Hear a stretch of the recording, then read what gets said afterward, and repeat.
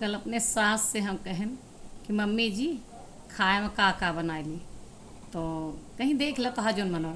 तो हम कहने काम करी थी, दाल रोटी बना ली थी। कहीं अच्छा ना ना ये ना करा, राजमा चावल बनाए ले या छोले चावल बनाए ले, एक सूखी सब्जी बनाए ला, थोड़ी पूड़ी और 2-4 रोटी पापा के लिए बनाए लो, थोड़ा सा चावल बनाए ला, और मीठा में एक आध बनाए ला, चाहे खीर बनाए ला चाहे सेवई बनाए ला या तो इतना सुने न हम चल दें रसोई की तरफ। तो कहतियाँ अरे सुन तो जा, पूरी तो बात सुन ले। हम कहन कहा सलाद अचार और पापड़, और हो सके तो एक आध सब्जी उब्जी या दाल दाल रख ला, एक थी सब्जी तो 2 हो गए, एक दाल बनाए ला रहर के। इतना सुने तो हम कहें लेकिन मम्मी हमारा आज खाना बनावे के मन ना आए रहा।